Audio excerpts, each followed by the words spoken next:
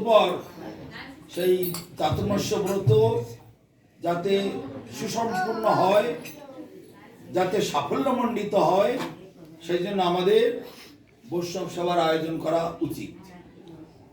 তাই আমরা সমস্ত বৈষ্ণব ভক্তবৃন্দ সবাই একত্র মিলিত হয়ে সেই যে উৎসব আমরা যাপন করেছি, সেই যে ব্রত 4খানা মাস যথাসাধ্য চেষ্টা করেছি আমরা পালন করার জন্য, সেই ব্রত মাস পালন করার পরে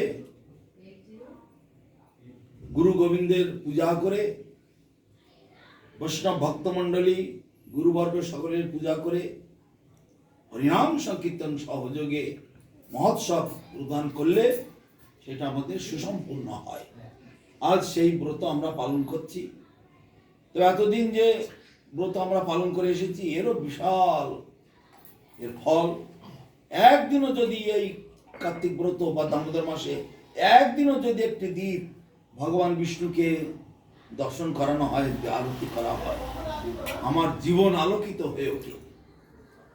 হাজার হাজার অশ্বমেধ যজ্ঞ, রাজসূহ যজ্ঞ, বাজপেয় যজ্ঞ, বিভিন্ন রকমের মহোৎসবাদির ফল হয়ে যায়।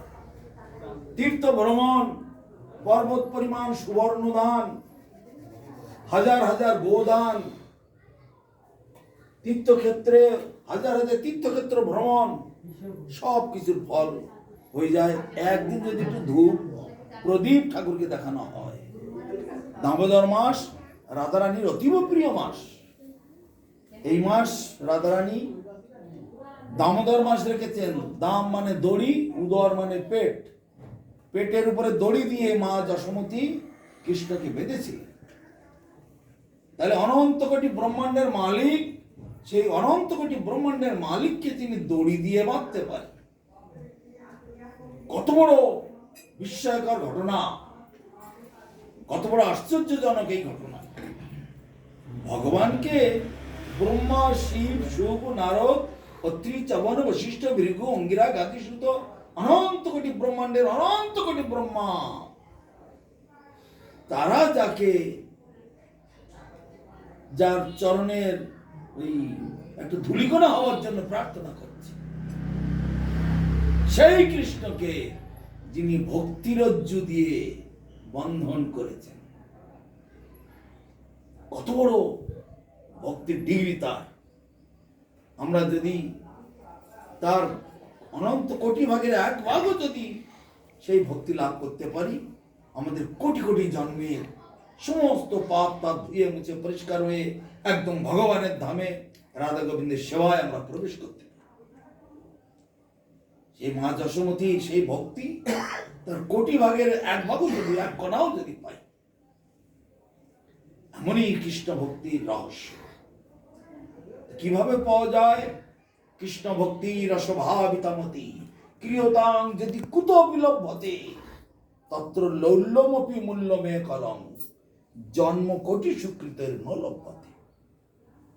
যদি কোথাও দেখো কৃষ্ণ ভক্তির জোয়ার বয়ে যাচ্ছে, কৃষ্ণ ভক্তি যেন ভলক্যানো আগ্নেয়গিরির মতো উচ্ছ্বসিত ভাবে প্রকাশিত হচ্ছে, কৃষ্ণ ভক্তির বিশাল ঝড় উঠেছে, যদি কোথাও দেখো, কাল বিলম্ব না করে দ্রুত যাও, গিয়ে তাকে ক্রয় করে নাও, মানে কিনে নাও।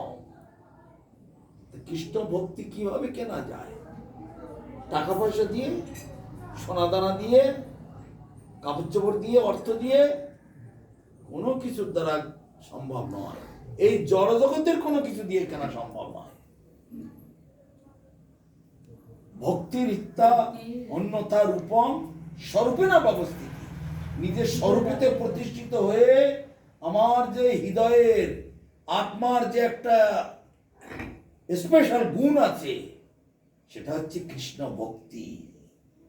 সেই ভক্তি নামক সম্পদ দিয়ে তাকে ক্রয় করতে হবে। প্রত্যেকের মধ্যে ভক্তি সব রয়েছে। সৎ চিত আনন্দময়, তিনি হচ্ছেন ভগবান, তার অংশ হচ্ছে আত্মা। আমাদের মধ্যেও সেই সৎ চিত আনন্দময় গুণগুলি আমাদেরও আছে, তবে ভগবানের আছে অনন্ত রূপে, আমাদের আছে অনু চৈতন্য রূপে, ক্ষুদ্রাতি ক্ষুদ্র রূপে। কিন্তু সেটাকে জাগাবে কি করে, তুলবে কি করে, প্রকাশ করবে কি করে? সাধু সঙ্গের মাধ্যমে। তাই মহাপ্রভু বলেছেন সাধু সঙ্গ, সাধু সঙ্গ সর্বশাস্ত্রে কয়, লব মাত্র সাধু সঙ্গে সর্বসিদ্ধি হয়। সাধু সঙ্গের মাধ্যমে সেই ভক্তির প্রকাশ, ভক্তিটাকে জাগাতে হবে। আমাদের পরম গুরু মহারাজ ভক্তিরক্ষক শ্রীদেব গোস্বামী মহারাজ একটা সুন্দর উদাহরণ দিতেন। প্রত্যেকের হৃদয়ে ভক্তি আছে, কিন্তু নিভে আছে। ভক্তির প্রদীপ প্রত্যেকের হৃদয়ে আছে, কিন্তু নিভে আছে। আলো যদি নিভে থাকে ঘর আলো হয়? আর কারেন্ট নেই, ঘর অন্ধকার হয়ে যাচ্ছে। কারেন্ট থাকলে ঘরটা আলো হয়ে থাকতো। ভক্তির প্রদীপ আমাদের সকলের অন্তরে নিভে আছে, কিন্তু কারো না কারোর মধ্যে তো জেগে আছে। যেমন আমার গুরুর হৃদয়তে জেগে আছে, তার গুরু হৃদয়তে জেগে আছে, বিশেষ কোন বৈষ্ণবের হৃদয়তে ভক্তির প্রদীপটা প্রজ্বলিত আছে।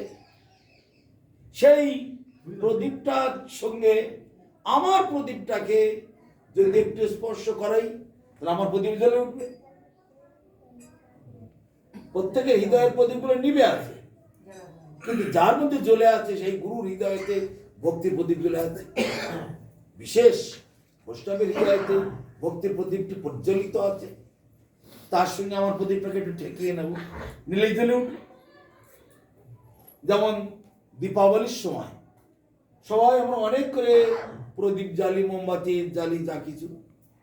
হঠাৎ এক ঝলক বাতাস আসলো, প্রায় সব নিভে গেল, অর্ধেক 12 নিভে গেল, দুটো একটা জলে। তো দুটো একটা জলে তার জন্য কি আমাকে দিশলাই বা গ্যাস লাইট কিনে আনতে হয়? দুটো একটা জ্বলছে, ওতেই আবার ঠেকিয়ে ঠেকিয়ে আবার সবগুলো জ্বলিয়ে। তেমনি ভক্তির প্রদীপ আমাদের প্রত্যেকের মধ্যে আছে, কিন্তু সঙ্গ প্রভাবে, কাল প্রভাবে, কলির প্রভাবে সেগুলো নিভে আছে। তাই সাধু সঙ্গের মাধ্যমে সেগুলোকে জ্বালিয়ে নিতে হবে। তাই পরম গুরু মহারাজ এই উদাহরণটি দিতেন। অতএব তোমরা দেখবে যার হৃদয়তে ভক্তির প্রদীপ জ্বলছে, তার কাছে গিয়ে তুমি জ্বালিয়ে নাও তোমার প্রদীপটা। তাই বলতে যেখানে তুমি দেখবে ভক্তির জোয়ার বয়ে যাচ্ছে, কাল বিলম্ব না করে ঝাঁপিয়ে পড়ো সেটা কিনে নেবার জন্য। কিভাবে নিতে হবে? তত্র লৌল্যমপি, লৌল্য, লৌল্য মানে লোভ, লোভ নামক মূল্য দিয়ে কিনতে হবে। যার লোভ আছে সেই একমাত্র পাবে, যার লোভ নেই সে পাবে না। যার লোভ আছে এই সম্পদ একবার লোভ নামক মূল্য দিয়ে কিনতে হবে। একটা ছোট্ট উদাহরণ দিই, পরশুদিনকার ঘটনা। ফেসবুকে দেখলাম একটি ছেলে আর একটি মেয়ে, তারা একে অপরকে ভালোবাসে, আসক্তি হয়ে বিবাহ করেছে। ছেলের বাড়িতে তারা মেনে নিতে পারছে না, আবার মেয়ের বাড়িতে তারাও বকাঝকা করে। তা সেই নবদম্পতি, অল্প বয়স, তরুণ বয়স ছেলে মেয়ে, তারা দুটো যাবে কোথায়? বাবার বাড়িতে গেলেও পাত্তা নেই, শ্বশুর বাড়িতে গেলেও তো পাত্তা নেই। কোথায় পাবে টাকা পয়সা?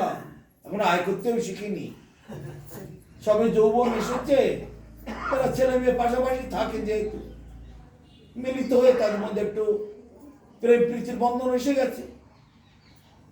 তা কোনো জায়গায় পাত্তা পাচ্ছে না।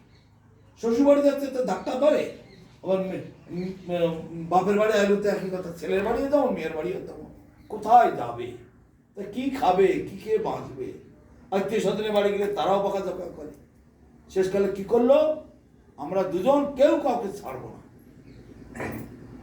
অনন্তকালের জন্য আমরা জয়যুক্ত হব, জয়ী হব। আমরা কি করলো?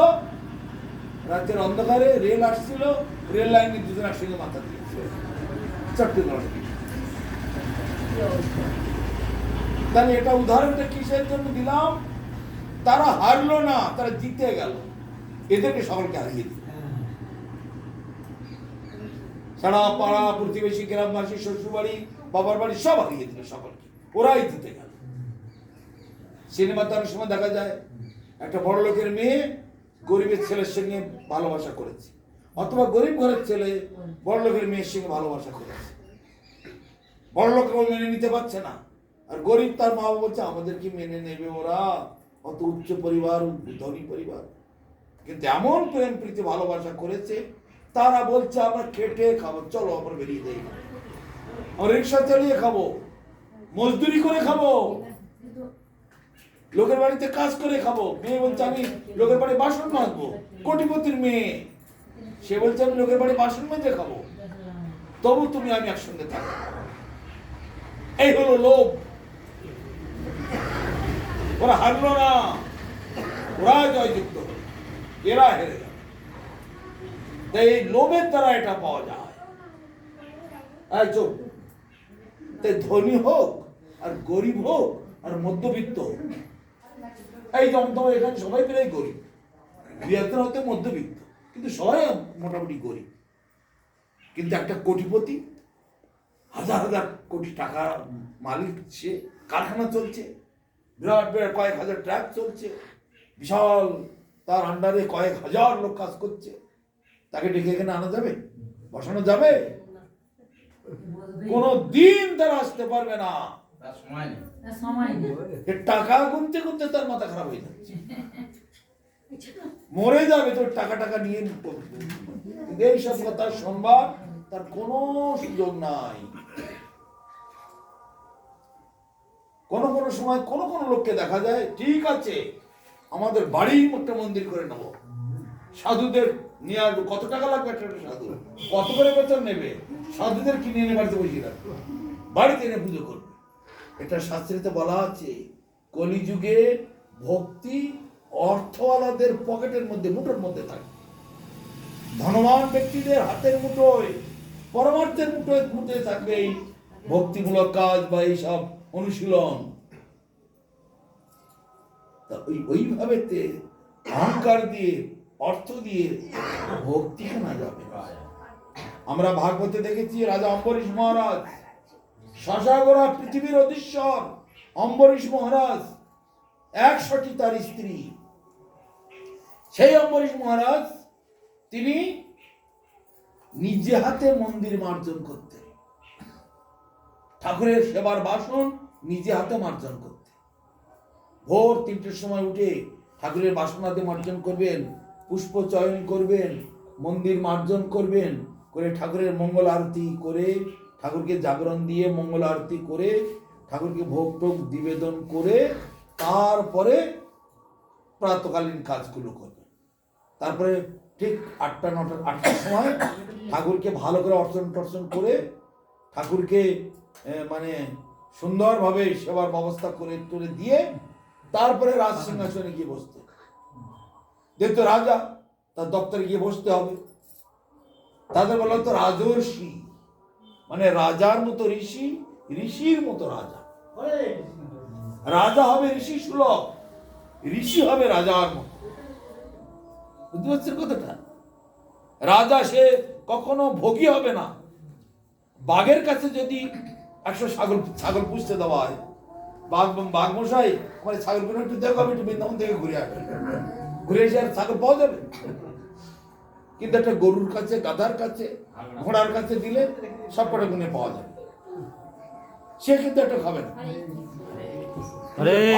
ছাগল পুষতে দিলে কি হবে, সব শেষ করে দেবে। তাই জগতের নেতা কর্তারা যদি এরকম ভোগী হয়, চোরটা হয়, শোষক হয়, তাহলে জনতার কোনো মঙ্গল তারা করতে পারে না। অম্বরীশ মহারাজ ছিলেন ত্যাগী মানুষ, তিনি ছিলেন ঋষি। ভাগবতে বলা আছে সর্বকালে ঋষিগণ, মুনিগণ, সাধুগণ, বৈষ্ণবগণ তারাই রাজা হয়েছে, তারাই রাজ্য চালিয়ে এসেছে। ভরত মহারাজের কথা শুনেছেন, অম্বরীশ মহারাজের কথা, প্রহ্লাদ মহারাজের কথা, ধ্রুব মহারাজের কথা, নেমি মহারাজের কথা, কত বড় বড় মহারাজ, তারা সব ঋষি। তারা নিজ হাতে ঠাকুরের সেবা করতেন, নিজ হাতে সমস্ত ঠাকুরের সেবা আদি কাউকে দিয়ে করতে দেবে। আর আমাদের একটু টাকা পয়সা হলে মাইনে করে লোক রাখবে, এই রান্না করার লোক মাইনে করা, বাসন মাজার লোক মাইনে করা, মন্দির মাদুর করার লোক মাইনে করা, আমার টাকা আছে।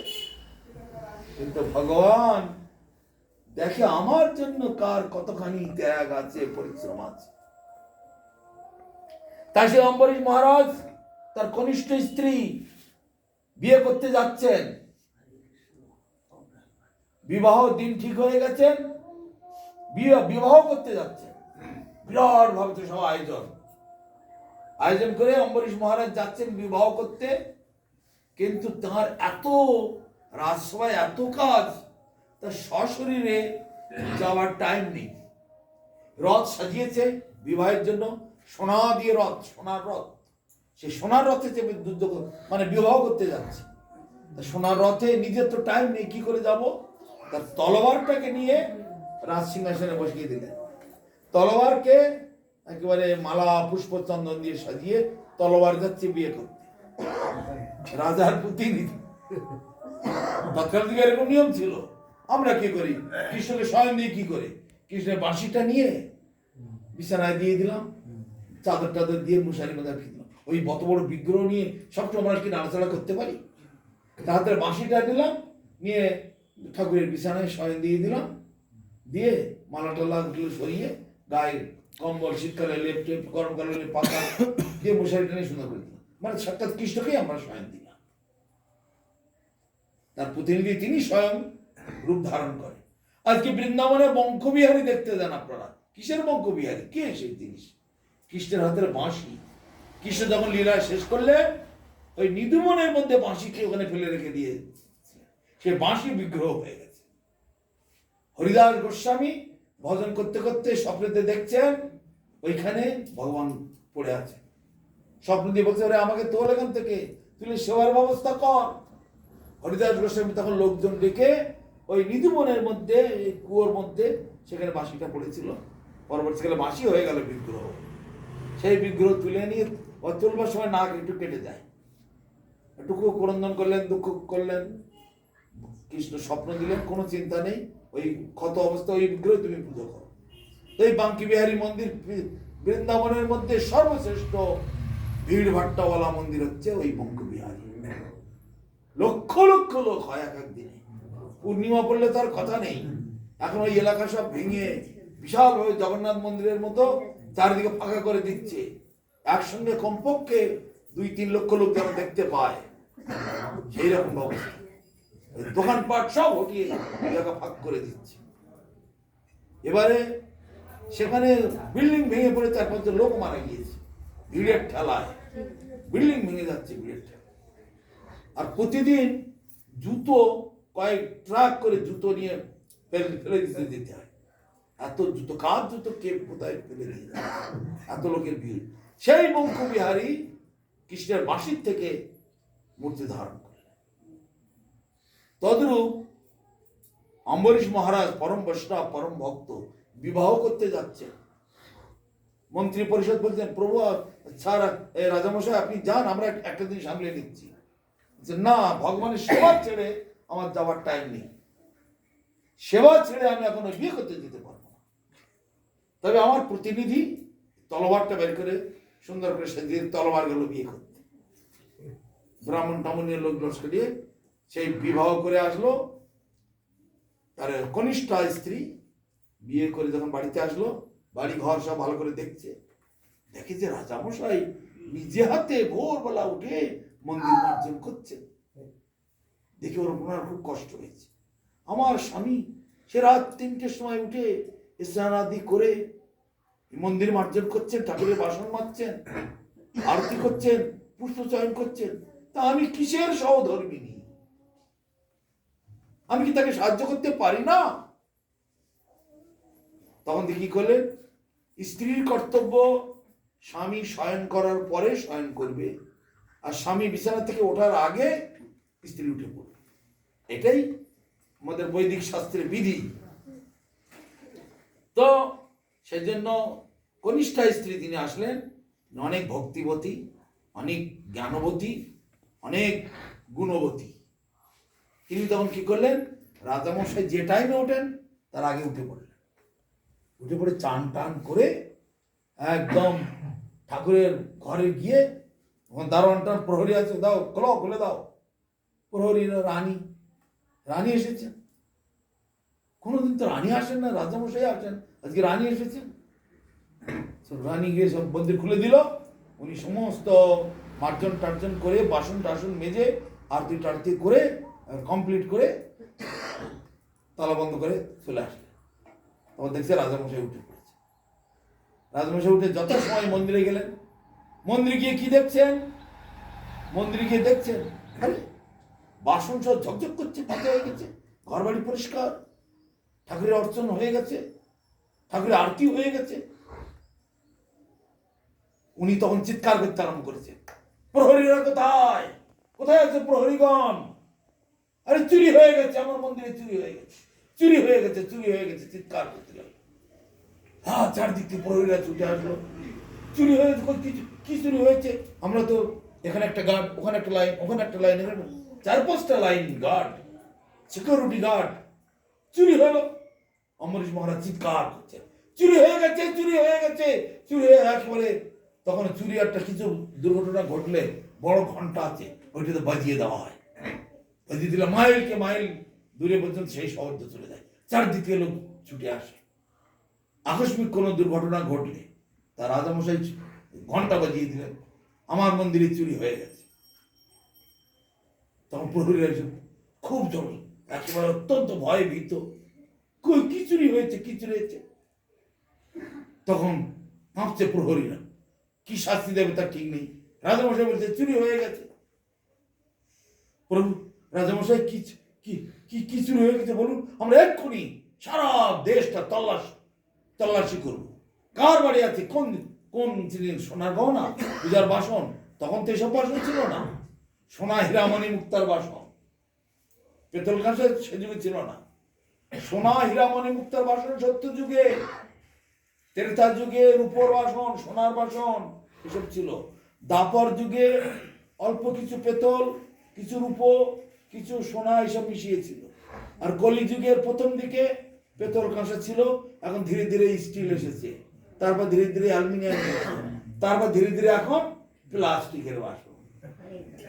কত নিম্নমানের ব্যাপার, কোথা থেকে কোথায় নেমে গেছে আমরা। তখন 1 লক্ষ বছর আয়ু ছিল, সেই আয়ু কমতে কমতে কমতে কমতে কমতে কমতে 50-60 বছর এসেছে। কলিযুগে 100 বছর, যারা ভোগ করবে তাদের জন্য নয়, যারা নিষ্ঠা সহকারে ত্যাগের মধ্যে থাকবে তারা 80, 90, 100 পাবে। আর কলি শেষে গিয়ে এই 12 থেকে 15 বছর আয়ু, আর ওই 1 থেকে 1.5 হাত মানুষগুলো। আর সত্য যুগে মানুষ ছিল 32 ফুট 33 ফুট করে লম্বা, আর ত্রেতা যুগেতে মানুষ ছিল রামচন্দ্র এরা ছিল 23 ফুট 24 ফুট করে লম্বা। দাপর যুগেতে পাণ্ডবরা ছিল 12 ফুট 14 ফুট 15 ফুটের মধ্যে সব। আর এখন সেইগুলো এসেছে কত, 4 ফুট 5 ফুট। আবার কলি শেষে গিয়ে 1.5 ফুট থাকবে মানুষ। কিন্তু আমরা উদাসীন, আমরা ভোগে মত্ত, পরিণামকে ভাবি না আমরা। তার রাজামশাই চিৎকার করছেন চুরি হয়ে গেছে, চুরি হয়ে গেছে। সব প্রহরীরা এসে বলছে, মানে প্রতিরক্ষা মন্ত্রী তিনি বলছে সুরক্ষা মন্ত্রী, বলুন বলুন কি চুরি হয়েছে বলুন, আমি এক্ষুনি তদন্ত চালিয়ে আপনার চুরি যাওয়া জিনিস এক্ষুনি পাইয়ে দিচ্ছি। তখন রাজামশাই বলল, সেবা চুরি হয়ে গেছে। আমার সেবা কে করলো? এই সেবা তো আমি করি, আমি যে ঠাকুরের বাসন মাজি, কে মেজে দিয়ে গেল? আমি ঠাকুরের আরতি করি, কে করে দিয়ে গেল? আমার সেবা চুরি হয়ে গেছে। মূল্যবান জিনিস হারিয়ে গেলে যেমন ছটফট করে লোক, রাজামশাই তেমনি করে ছটফট করছেন, আমার হারিয়ে গেছে, হারিয়ে গেছে, হারিয়ে গেছে। আর আমাদের বেলায় কি সেবা করতে যদি করে দেয় তাই বেঁচে যাই। রান্নায় ডাকছে, আমাদের যদি অন্য কেউ যায় তাহলে আমি বেঁচে গেলাম।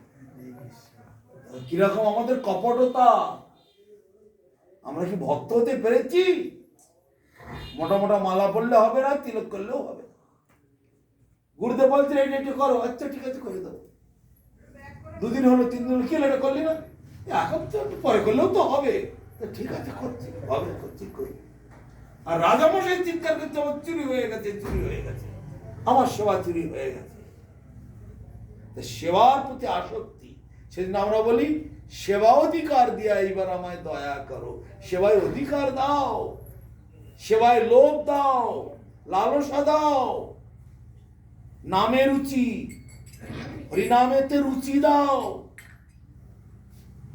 কৃষ্ণপদে মতি দাও, সেবায় অধিকার দাও। এই প্রার্থনাগুলি করতে হবে। অম্বরীশ মহারাজ, চুরি হয়ে গেছে, চুরি হয়ে গেছে, আমার সেবা চুরি হয়ে গেছে, কে কাস্ট করলো? তখন প্রহরীরা বলল, আপনার সদ্য বিবাহিতা যে আপনার কনিষ্ঠা পত্নী, তিনি রানী যে এসেছিলেন, মহারানী রানী এখানে ছিলেন। কেন? রানীকে ডাকলেন, তুমি কাজ করেছো, এই কাজ তুমি করেছো, কেন তুমি এখানে আমার কাজ, আমার সেবাটা তুমি কেন চুরি করে নিলে? তো রানী উত্তর দিচ্ছেন, আমাকে আপনি সহধর্মিণী করে এনেছেন, আপনার সেবায় যদি সহযোগিতা না করতে পারি, তাহলে আমাকে স্ত্রী বলে আপনি স্বীকার করলেন না। আমাকে তো আপনি স্ত্রী বলে স্বীকার করলেন না। যদি আপনার সেবায় যদি আমি সহযোগিতা না করতে পারি, আমি আপনার অর্ধাঙ্গিনী হলাম কি করে? আপনার পত্নী আমি হলাম কি করে? দেবাহুতি, কদ্দম ঋষির সঙ্গে দেবাহুতির বিবাহ হয়েছে। দেবাহুতিকে কদ্দম ঋষি 12 বছর পর্যন্ত তার মুখ দর্শন করে বিবাহ হয়েছে। ঋষি ধ্যানে বসে আছে, বিবাহ হয়েছে তার সঙ্গে, 12 বছর পর্যন্ত তার মুখ দেখে। সেই দেবাহুতি তার পুরো সেবা করে যাচ্ছে, এমন ভাবে সেবা করছে পতিকে, সেই দেবাহুতি একেবারে অত্যন্ত অপূর্ব সুন্দরী। দেবাহুতিকে চিনতে পারা যাচ্ছে না, মাথায় চুলে তেল নাই, যেন কতকাল খায় না, চেহারা কালো হয়ে গেছে, রোগা খিটখিটে হয়ে গেছে। যে দেখছে তার চোখে জল এসে যায়, কি হলো, অপূর্ব সুন্দরী।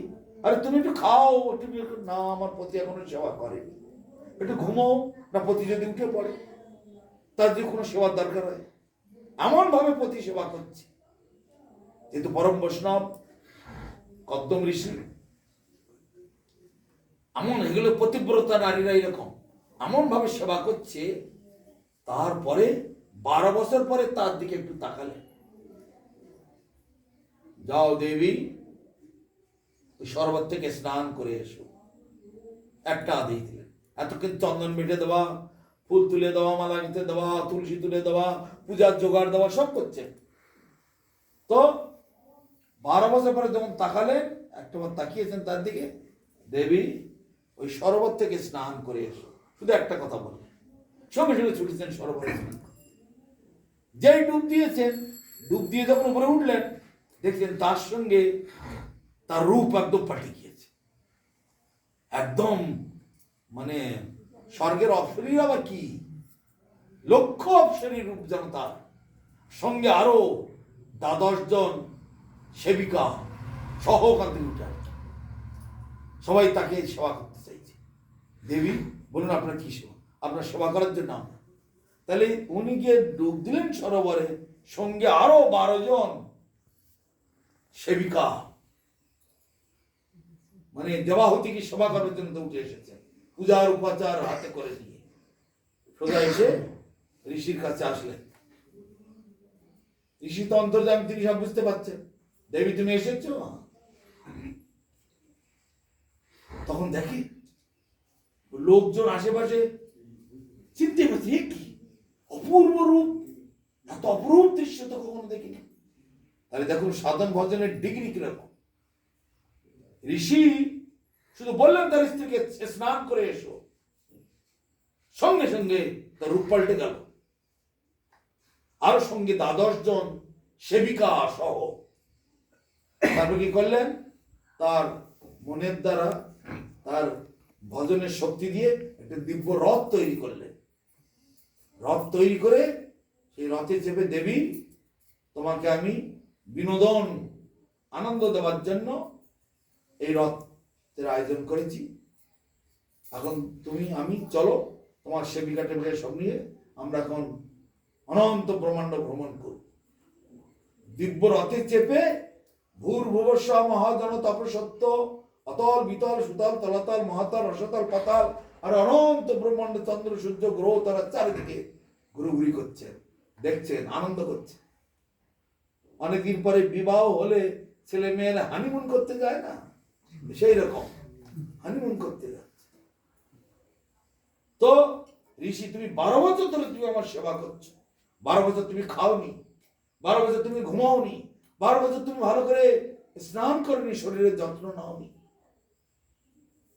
আমি তোমার সেবায় সন্তুষ্ট। তুমি ধন্য, তুমি পতিব্রতা, তুমি যথার্থ মহীয়সী রমণী। তারপরে চারিদিকে ঘুরছেন, আনন্দ দিচ্ছেন তাকে। তারপরে তার গর্ভে একটি সন্তান হলো। তিনি কে? তিনি হলেন যে কি কপিল মুনি। ভগবান কপিল দেব ভগবানের অবতার, কপিল মুনি তার গর্ভে আবির্ভূত।